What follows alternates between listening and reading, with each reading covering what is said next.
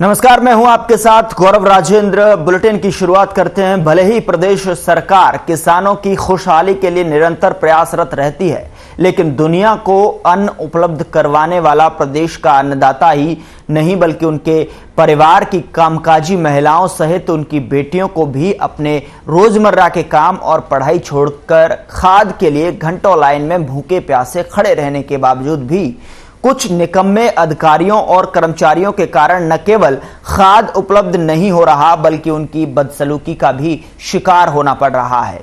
आपको बता दें कि गेहूं की बुवाई का समय चल रहा है, पर अभी तक जिले में डीएपी खाद की समस्या बनी हुई है।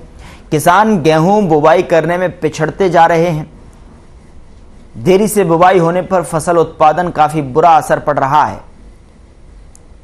किसान गेहूं की बुवाई 1 नवंबर से शुरू कर देते हैं, लेकिन गेहूं की बुवाई के लिए किसान सितंबर से ही डीएपी खाद इंतजाम करने के लिए जुट जाता है। ऐसे में जिले में डीएपी खाद की लगातार समस्या बनी है। किसानों को अभी तक डीएपी नहीं मिल पा रही है। बुवाई शुरू हो चुकी है और नवंबर का आधा महीना निकल चुका है, अभी तक किसानों को डीएपी नहीं मिल पा रही है। किसानों ने कहा कि पिछले 2 महीने से डीएपी किसी भी सेंटर पर नहीं मिल पा रही है। जब भी सेंटर के अधिकारियों से डीएपी कब आएगी इसके बारे में पूछा जाता है तो 1 सप्ताह और लगेगा, ऐसा कहते हैं।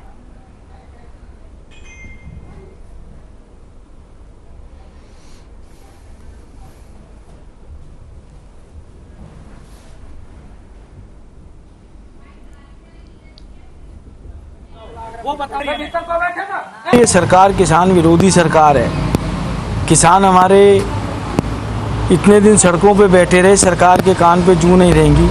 अब जैसे तैसे किसानों ने वापस अपनी ज़िंदगी जीना चालू करी है और आप सबको पता है कि इस समय गेहूं सबने खेतों में लगा रखा है। सबको उम्मीद रहती है गेहूं होगा, अच्छी फसल आएगी, बच्चों के भी काम होते हैं, ब्याह शादी भी होती है। जब उसको डीएपी खाद ही नहीं मिलेगी तो किसान की फसल क्या होगी? और बाद में पता नहीं कौन कौन सी इंश्योरेंस कंपनियां मुआवजा दे के सरकार राजी नहीं। ये सरकार घोर किसान विरोधी सरकार है। ये मैं पहले भी 1 हफ्ते से घूम रहे हैं, अभी है नहीं, स्टॉक में नहीं है, इसलिए क्या चीज़ लेने आते हैं आप? डीएपी और बीज।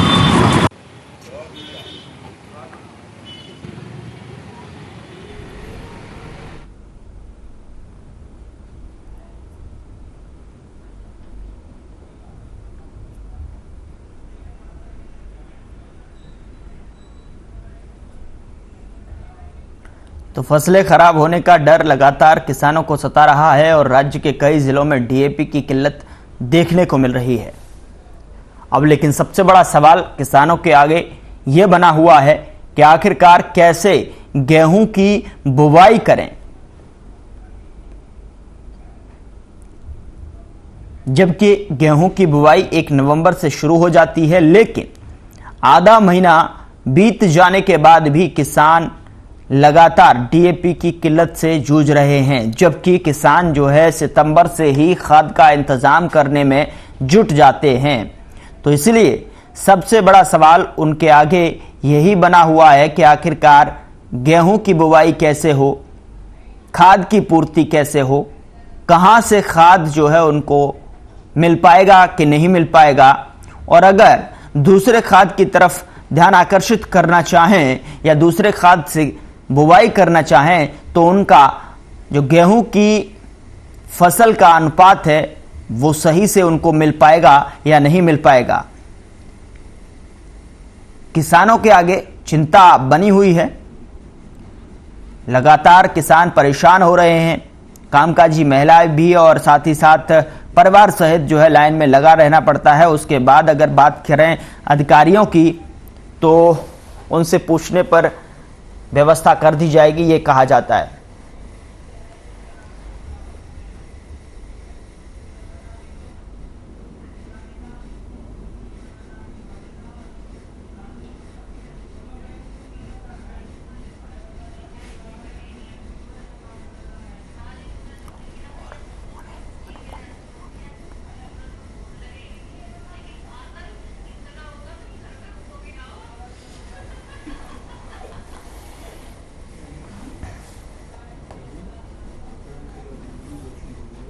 तो सीधा रुख करते हैं इस पर चर्चा का, और चर्चा में जुड़ने के लिए हमारे साथ खास पैनल हमारे साथ जुड़ा हुआ है, उनका आपसे तारुफ करा देता हूं। सबसे पहले विदु रावल, प्रोफेसर विदु रावल जी हमारे साथ, बीजेपी प्रवक्ता हमारे साथ फोन लाइन पर जुड़ चुके हैं, और सतीश नंबरदार किसान नेता हमारे साथ जुड़े हुए हैं। आपका भी स्वागत है सर। अनूप कुंडू हमारे साथ जुड़े हुए हैं। तो आप तीनों मेहमानों का बहुत बहुत स्वागत है। सबसे पहले लेकिन सवाल यही है, किसानों का लेकर मैं सतीश नंबरदार आपके पास आना चाहूँगा। सबसे पहले तो आप ये बताएं कि किस तरीके से जो बुवाई यहाँ पर हो रही है, क्या खाद की पूर्ति किस तरीके से आपको मिलती हुई नजर आ रही है? सबसे पहले तो गौरव भाई, मैं आपके चैनल का भी धन्यवाद करना चाहूंगा। हर खबर हरियाणा ने, पूरे हरियाणा की जो ग्राउंड रिपोर्ट पूरे देश में दिखाने का जो काम किया है, और जो ग्राउंड रिपोर्ट रहे धन्यवाद के पात्र है। और रही बात आज केंद्र में बैठी भाजपा की सरकार और हरियाणा में खट्टर सरकार, जो तीनों काले कानून लेकर आई थी, उनमें यह सफल ना होकर किसानों पे आज किस तरह जो खाद बीज टाइम पे ना देकर जो इनकी धरती का एक्वायरमेंट करने का जो इनका मनसूबा है, जो उद्योगपतियों का जो मनसूबा है, वो मनसूबा आज ये खाद के रूप में किसानों को निकालने का काम कर रहे हैं। एक तरफ तो हमारे माननीय प्रधानमंत्री बोलते थे अब 2022 में हम किसानों की आय दोगुनी का काम करेंगे, लेकिन आज किसान बीज खाद के लिए किस तरह इमाम कर रहे हैं। एक तरफ तो बोलते हमेशा अब भाई हम बेटी बचाओ बेटी पढ़ाओ का काम करने का काम कर रहे हैं, दूसरी तरफ आज हमारी बेटियां किस तरह खाद की लाइन में लगी हुई हैं। तो आज पूरा देश देख रहा है इस बात को। केंद्र में बैठी भाजपा की सरकार और हरियाणा सरकार किस तरह आज किसानों पे आज आत्महत्या पर मजबूर करने का काम किया जा रहा है, क्योंकि किसान की एक रोजी रोटी सिर्फ एक खेती होती है, आज उसको उजाड़ने का काम किस तरह किया जा रहा है। और रही बात बीमा कंपनियां, इस तरह की कंपनियां लाकर आज किसान को बरगलाने का काम कर रहे हैं। आज आप खुद देख ले किस तरह किसान की जो एक धरती आई हुई, जो पानी लगा के और बोने के उस पर जो 3-4 दिन 5 दिन वो लेट हो जाएगी, तो उसमें कैसे तो उसका बीज डालने का काम होगा, और कैसे उसका आगे की जो रोजी रोटी है उस पर सवाल खड़ा होता है। ठीक है। हाँ जी, ठीक है, मैं इसका जवाब ले लेता हूं। प्रोफेसर विदु रावल जी हमारे साथ प्रवक्ता बीजेपी से जुड़े हुए हैं फोन लाइन पर। फिर उनके बाद जो है मैं अनूप कुंडू आपके पास आऊंगा धरातल पर क्या स्थिति है उसकी जानकारी लेने के लिए। विदु रावल साहब, आपने बात सुनी, और जो लगातार किल्लत डीएपी की बनी हुई है उसको लेकर आप क्या कहना चाहेंगे? गौरव जी, आपको नमस्कार, और आपके माध्यम से जितने भी हरियाणा के किसान भाई आपका कार्यक्रम देख रहे हैं सभी को नमस्कार। देखिए, खाद यानी डीएपी जो है, जो बुआई के समय जिसका उपयोग होता है, उसका उसकी मैन्युफैक्चरिंग जो है वो भारत में उसका रॉ मटेरियल नहीं मिलता। उसका रॉ मटेरियल जो है वो रूस से आता है, यूक्रेन से आता है, चीन से भी आता है। और उस नाते से जब से रूस और यूक्रेन का युद्ध शुरू हुआ तो थोड़ी सी दिक्कत पिछले मतलब जब जीरी की बुआई थी, जीरी जब लगाई जा रही थी, बुआई तो नहीं होती जीरी की, जीरी तो लगाई जाती है, धान तो जो है लगाया जाता है, तो उस समय भी थोड़ी सी दिक्कत आई। और अब जब गेहूं की बुआई जब शुरू हुई है तब भी दिक्कत आ रही। यद्यपि मैं ये जरूर कहना चाहूंगा कि 1 नवंबर से शुरू तो जरूर कर देते हैं, एक आधा कोई किसान जो है उस समय गेहूं की बुआई शुरू कर देता है, लेकिन 5-7% से अधिक लोग जो है वो 15 नवंबर से पहले गेहूं नहीं बोते। 15 नवंबर के बाद ही ये सीजन जो है बड़ा शुरू होता है। लेकिन एक जो दिक्कत जो है वो ये है कि क्योंकि मंडी के अंदर जब किसान अपनी जीरी लेकर आता है, जब जीरी की ट्राली लेकर आता है, तो बहुत बार इस प्रकार की व्यवस्था बनी होती है, जो आड़ती होता है उसी से ही वो बीज और डीएपी उठाकर उसी ट्राली में, उसी चक्कर में वो ले जाया करता है। तो उस कारण से जबकि उस समय और उस धान का खेत यानी जीरी का खेत खाली करने और गेहूं बोने में आमतौर पर 15 से 20 दिन का समय रहता है, एक अंतर रहता है। तो इस कारण से जरूर थोड़ी सी जो है प्रेसिडेंस बन जाता है कि गेहूं बुआई तो चलो 15 नवंबर के बाद शुरू होती है, लेकिन पहले से भी कुछ किसान जो है उसकी व्यवस्था में जुट जाते हैं, जो कि कोई बहुत बुरी बात भी नहीं है। लेकिन हमने जिस प्रकार से पीओएस बढ़ाए हैं, और आज जब मैं और आप बात कर रहे हैं तो लगभग जो पिछले साल और उससे पिछले साल का आज के दिन का तक का जो डीएपी का आवंटन था लगभग 11 लाख माफी चाहूंगा 11,000 कट्टे का लगभग था, तो वो लगभग उसी एवरेज के अनुसार ही आ रहे, थोड़ा सा कम है, ज्यादा इसमें अंतर नहीं है। हाँ, जो अपने आप को किसान नेता कहते हैं उनकी जरूर बात सुनी मैंने, वो जरूर जो है वही विषय कोई भी हो, वो उनका एक रटा रटाई एक लाइन है, उद्योगपतियों से लेकर बेटी बचाओ तक वो पहुंच जाते हैं। वो इस प्रकार से भ्रम फैलाने का प्रयास करता है जिस प्रकार से कि देश को आ रहा हूं सतीश जी, मैं आपके पास आ रहा हूं जी, बोलिए सर। देश के विकास में किसान के साथ, उद्यमी के साथ, रोजगार करने वालों लोगों के साथ जिस प्रकार से कंधे से कंधा मिलाकर उद्योगपति भी लगे हुए हैं देश को विकसित करने में, उनके खिलाफ इस प्रकार का विष निकालना, इस जहर को निकालना जो है ये जरूर विदेशी ताकतों को मददगार रहता ही है। वो नहीं चाहते कि भारत विकसित हो, भारत के अंदर इस प्रकार का अंतर्द्वंद चलता रहे, विदेशी कंपनियां भारत पर राज करती रही हैं, भारत का उद्योगपति क्यों विकसित होकर दुनिया के अंदर भारत का डंका बजाए, इस प्रकार से ये समस्या रहती है। हम जानते हैं कि पिछले 2 दशकों में किस प्रकार से एक के बाद एक यूनिकॉर्न भारत ने दुनिया को दिए हैं, एक के बाद एक उद्योगपति जो है दुनिया में जाकर डंका बजा रहे, जबकि 1996 से पहले हमारे पास केवल इक्का दुक्का ही इस प्रकार की व्यवस्थाएं रहा करती थी। लेकिन ठीक है, ये लोग किसी न किसी के इशारे पर करते हैं, चंदा का इनका बड़ा काम है, चंदा बहुत ही किसान को ब्लैकमेल कर चंदा लेना। ठीक है, मैं आ रहा हूं आपके पास सतीश जी। बिद्रावल जी, मैं आपके पास भी वापस लौट रहा हूं, इसका रिएक्शन जो है सतीश जी के पास लेने जाऊंगा, लेकिन इस बीच जो है अनूप कुंडू जी हमारे साथ धरातल पर जुड़े हुए हैं, उनसे जो है धरातल की स्थिति जान लेते हैं, आखिरकार किस तरीके से किल्लतों का सामना जो है किसानों को करना पड़ रहा है। अनूप, ओवर टू यू, क्या कुछ जो है आपको धरातल पर देखने को मिल रहा है, किस तरीके से जो है डीएपी की किल्लत किसानों के सामने है और किस तरीके से महिलाएं जो है लाइन में लगती हुई नजर आ रही हैं?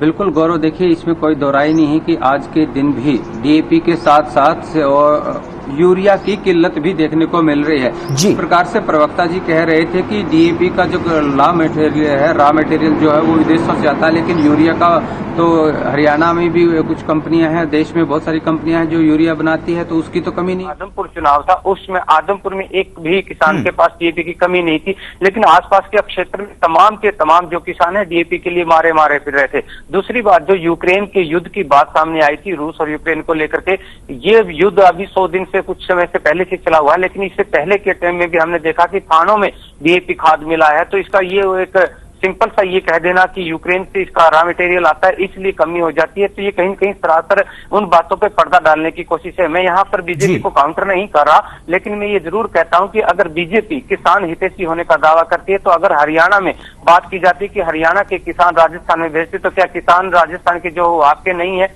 या वो कांग्रेस के हैं, या जो कमी अगर पंजाब में हो जाती है तो वो आम आदमी के किसान है वो आपके नहीं, क्योंकि केंद्र में सरकार आती है, देश के प्रधानमंत्री ने कहा है कि हम आय दोगुनी करेंगे। तो तमाम चीजों में आप किसान आपका है, किसी पार्टी विशेष का नहीं है। और किसान की जो मूलभूत आवश्यकताएं हैं कितनी, खाद चाहिए उनको डीएपी, यूरिया चाहिए उनको डीएपी, और दूसरा सबसे बड़ा गौरव काला बाजारी का मैं एक नमूना बताऊं कि जिनके पास डीएपी के स्टॉक है वो किसानों को डीएपी के कट्टे के साथ साथ उनको कीटनाशक जबरदस्ती देते हैं, उनको जो खरपतवार नाशक है वो जबरदस्ती देते हैं, उनको जरूरत है या नहीं है जिंक की वो उसके साथ दिया जाता है। डीएपी के साथ ब्लैकमेल किया जा रहा है किसानों को। इतनी बड़ी बड़ी यहाँ पर हम देख सकते हैं, ये किसान को अगर घंटों लाइन में लगने के बाद वो घर से एक डीएपी के कट्टे के 2 पैसे लेकर के आता है कि 2 कट्टे कितने रुपए के 2 बैग मिल रहे हैं, उसके साथ अंदर जाने के बाद कहा जाता है कि आप दवाई लेंगे, आप ये लेंगे, तो इतने पैसे उसके पास नहीं होते। अगर वो डीएपी उसको मिलेगा नहीं, वो दोबारा लाइन में लगेगा, कैसे एडजस्टमेंट करेगा। एक धरातल पर अगर आकर आप देखेंगे कि डीएपी की कमी आज भी है, यूरिया की कमी, डीएपी के तुरंत बाद अब यूरिया की आवश्यकता पड़ेगी, यूरिया तो बाहर से नहीं मंगाना पड़ता। यूरिया की कमी क्यों आज के दिन है, यूरिया के लिए भी किसान लाइन में लगते हैं, यूरिया के लिए। और ये चीजें हमने देखी है कि पिछले समय तक थानों में लंबी लंबी लाइनें लगी है, महिलाओं लंबी लंबी लाइनों में लगते डीएपी लेना पड़ा है। अगर आप किसानों के लिए इतनी सी व्यवस्था नहीं कर सकते तो किसान हितैषी होने का भी दावा ना किया तो जाए। क्या अनूप जो है किसान जो किसी दूसरे खाद की तरफ जो रुख कर रहे हैं, क्या किसान जो अपनी बुवाई, यानी कि बुवाई तो उनकी तरफ से, किसानों की तरफ से ये कहा जा रहा है कि लेट हो रही है और उसमें पिछड़ते जा रहे हैं, आखिरकार किसान जो है क्या गेहूं की बुवाई दूसरे खाद के साथ कर सकता है जैसे कि जो डीएपी की तरह ही पूर्ति कर सके?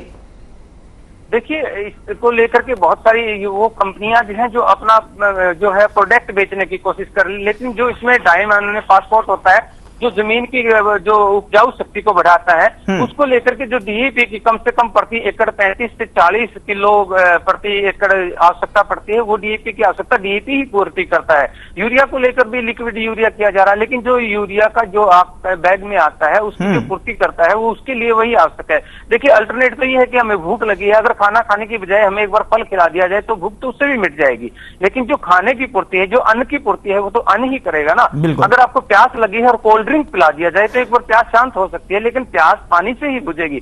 ठीक ऐसे ही है, खेतों में किसानों को जहां डीएपी की जरूरत है उसको डीएपी की जरूरत चाहिए, यूरिया की आवश्यकता है वहां पर यूरिया चाहिए। अल्टरनेट है, लेकिन वो अल्टरनेट उसकी पूर्ति नहीं कर सकते। गौरव, ठीक है सतीश जी, आप कुछ कह रहे थे, और जिस तरीके से विदुर रावल जी कह रहे हैं कि जो रॉ मटेरियल है उनका जो बाहर से आता है तो उसकी वजह से जो है थोड़ी सी यहाँ पर ये दिक्कतों का सामना करना पड़ रहा है, और किसानों भी जो है लगातार जो बैठे हैं वो उस तरीके के नहीं हैं। ये विदुर रावल साहब जी ने कहा था, आपने पूरी बात सुनी, और अनूप कुंडित जी की भी बात सुनी आपने कि किस तरीके से धरातल पर जो है स्थिति बनी हुई है, लगातार किसान जो है किल्लत का सामना कर रहे। जी सतीश। गौरव भाई, माननीय प्रधानमंत्री वहां पे तेल का तो सौदा कर सकते हैं, तेल का सौदा किया जा सकता है, लेकिन किसानों का डीएपी का सौदा वहां पे नहीं किया जा सकता, रॉ मटेरियल का सौदा नहीं किया जा सकता। उसमें आज किसान को बहकाने के लिए यूक्रेन का बहाना लिया जा रहा है, और 2022 में तो खुद माननीय प्रधानमंत्री 2019 के चुनाव में बोल रहे थे कि 2022 में हम किसानों की आय दुगनी करेंगे, लेकिन आज किसान कहां पे खड़ा है? आज किसान कहां पे खड़ा है? आप देखोगे आज किसान अपने बच्चों को कहां लेकर जाए? आज उसके बच्चे लाइन में लगे हुए हैं, अब जिस बच्चे ने आज स्कूल में शिक्षा लेने का काम, ऊपर से आज बोर्ड की परीक्षाएं सर पर खड़ी है और उनकी बेटियां बेटे आज लाइन में लगे हुए, तो मेरे हिसाब से किसान के साथ एक बहुत बड़ी साजिश किया करने का काम किया जा रहा है। अब इस साजिश में ये कामयाब होंगे या नहीं हो, क्योंकि माननीय प्रधानमंत्री अपने कार्यकाल में भूमि अधिग्रहण बिल लेकर आए, 3 काले कानून लेकर आए, उसमें ये कामयाब नहीं हुए, और तो आज ये इस तरह का काम करके किसान को इतना लाचार बनाने का काम किया जा रहा है। अब उसने खुद जमीन खुद बेचनी पड़े, खुद उद्योगपतियों के पास जाए, अब मेरी जमीन ले लो और हमारे को नौकरी दे दो, क्योंकि ये खुद इस तरह की सरकार चाहती है कि हर आदमी इस सरकार के गुलामी स्वीकार करे, लेकिन किसान आज इस बात को समझ चुका है, वो किसी की गुलामी नहीं करेगा। आज बेशक ये तो यूरिया की बोल रहे हैं, लेकिन डीएपी की बोल रहे हैं, लेकिन यूरिया की भी किल्लत क्यों है? क्योंकि यूरिया की किल्लत आज किसान आज इतना अपने आप को अकेला महसूस क्यों कर रहा है? क्योंकि ये सरकार एक धर्म पर लड़ाई लड़ने वाली सरकार है, इसको सिर्फ एक धर्म विशेष इस तरह के आपस में तनाव फैलाने का काम करती है। किसान हमेशा एकता का परिचय देकर कि किसान का अन्नदाता है और किसान अन्नदाता रहेगा, किसी भी तरह वो अपनी फसल भी बोएगा, सरकार किसी तरह के इस पर जुल्म ढाने का काम कर लो। और रही बात चंदे की, तो मैं माननीय विदुर रावल जी से पूछना चाहूंगा, क्या जो इनकी रैलियां होती है ये बगैर चंदे के हो जाती है क्या? इनका पैसा कहाँ से आता? जनता जवाब मांग रही है इनसे। जो एक रोज की तो जो रैलियां होने का काम होता है उसका पैसा कहाँ से आने का काम होता है? जी ठीक है सतीश जी। विदुर रावल जी। गौरव जी, बहुत सारी तथ्यात्मक त्रुटियां हमारे मित्र सतीश नंबरदार जी ने भी की हैं, और कुछ फैक्ट्स में थोड़ी सी दिक्कत जो है, दिक्कत क्या कुछ त्रुटियां सीधी सीधी बात कहें तो वहां पर भी नहीं। पहली बात तो मैं ये जानने का प्रयास कर रहा था, तो बीच में भी इंटरवीन करने का प्रयास कर रहा था, मैं पूछ रहा था कि फिलहाल यूरिया की जरूरत किस खेत में है, कौन से खेत में यूरिया की जरूरत है फिलहाल? ये मुझे एक जवाब ये मिल जाए अपनी बातचीत में, जब अगली बार दोनों जो एक्सपर्ट बताए तो बताए कि किस खेत में जरूरत है। इस प्रकार से कृत्रिम जरूरतें दिखाकर कृत्रिम किल्लत दिखाना तो कितना जायज है, या क्या नैरेटिव सेट करने का प्रयास हो रहा है, इस पर भी जरूर विचार प्रदेश की जनता करेगी। दूसरी बात, एक जो तथ्यात्मक त्रुटि थी वो ये थी कि 100 दिन नहीं हुए हैं, रूस और यूक्रेन का युद्ध जो है वो फरवरी से चल रहा है। 24 फरवरी को रूस ने यूक्रेन पर हमला किया था, यूक्रेन के शहर खार्किव पर हमला किया था 24 फरवरी को। 24 फरवरी से आज जो है 100 दिन नहीं है, ज्यादा हो गए, दिन गिन लेंगे। सर मेरा मूल विषय ये है, एक और तथ्यात्मक चूक जो है कर गए, क्योंकि असल में आधा सच जब दिखाना होता है, बरगलाने के लिए एक जरूरत, एक जो कंपोनेंट की जरूरत होती है वो होता है कि आधा सच दिखाओ, आधे को छुपा लो। ये कह रहे हैं कि तेल का सौदा तो रूस से कर लिया, तो क्या रॉ मटेरियल का सौदा नहीं हो सकता? तेल का सौदा किया तो तेल के सौदे में क्या किसान को लाभ नहीं हुआ क्या? आज जब दुनिया भर में एट एन एवरेज 220% तक 225% तक तेल की कीमतें बढ़ चुकी हैं, भारत में केवल 113% तक तेल की कीमतें बढ़ना, यानी केवल 13.5 या 12.5% तक का इंक्रीज होना, क्या ये भारत के किसान को लाभदायक नहीं हुआ? इस प्रकार से जनता को बेवकूफ बनाने का ये जो एक प्रोपेगेंडा चलते हैं ना, ये चंदाजीवी लोग जो है, जो पूरा पूछते हैं कि पॉलिटिकल पार्टियां चंदों से चलती है। पॉलिटिकल पार्टियां आपकी तरह किसान को बेवकूफ बनाने का काम नहीं करती। मैं खुद किसान हूँ, इसलिए वेदना में, इसलिए कहता हूँ, जिस प्रकार का आप झूठा डर दिखाया करते हैं, उद्योगपति आ जाएंगे, आपकी जमीन खींच लेंगे। आप उस समय क्या कर रहे थे जब यहाँ रॉबर्ट वाड्रा और रॉबर्ट वाड्रा के मित्र डीएनएफ और रिलायंस जो है 11,000 एकड़ हरियाणा की किसानों की भूमि हड़प कर ले गए, उस समय सोए हुए थे क्या गहरी निद्रा में? असल तो विषय वो है, किस किसान से पिछले 8 साल में किसी एक उद्योगपति ने 1 एकड़ छोड़िए 1 बीघा भी अगर कहीं खींचा हो, तो 1 कनाल भी लिया हो, तो बताएं। बेकार की बात करके भारत की प्रगति में किस प्रकार से जंजीरें डाली जाए और उसके लिए देश के देशभक्त किसान को किस प्रकार से उसको बरगलाकर उपयोग किए, ये लोग है और इनके पास विदेशी फंड आया है, कम से कम भारतीयों का नहीं है। ग्रेटा थनबर्ग जैसे लोग जिनको खेती के बारे में कुछ नहीं पता, जैसे लोग हैं, जब भारत के किसान को ज्ञान देने लगेंगे तो सोचिए कितना दुर्भाग्य की बात है। और ये तो चौगला हो, इनकी टूल किट का पर्दाफाश हो गया। एक थोड़ी मंदबुद्धि थी वो महिला थी, जो विदेशी महिला थी, जिसने गलती से इनकी टूल किट को ही ट्विटर पे डाल दिया, सारे देश को पता चल गया। ठीक है विद्युत रावल जी, थोड़ा सा मुझे माफी के साथ रोकना पड़ेगा, समय की कमी है। सतीश जी, आप 10 सेकंड के अंदर अपनी बात पूरी कीजिए, आप कुछ कहना चाह रहे हैं, उसके बाद समय का अभाव है मेरे पास। मुझे जी कहना चाहूंगा, अब माननीय समैया बात पूछना चाहूंगा, अब 3 ऑर्डिनेंस लेकर आए थे भूमि अधिग्रहण के लिए, वो तो विपक्ष ने उनकी मनसूबा पर पानी फेरने का काम कर दिया। और रही बात, चलिए ये बात के साथ बोलते हैं अभी आंदोलन। सतीश नंबरदार किसान नेता हमारे साथ, आपने समय दिया, हमारे साथ जुड़े, और प्रोफेसर विद्युत रावल जी आपने भी समय निकाला, हमारे साथ जुड़े और अपनी बात रखी। बहुत बहुत शुक्रिया आपका हमारे साथ जुड़ने के लिए। अनूप कुंडू भी, आपका भी बहुत बहुत शुक्रिया हमारे साथ जुड़ने के लिए। फिलहाल इस बुलेटिन में इतना ही। नमस्कार।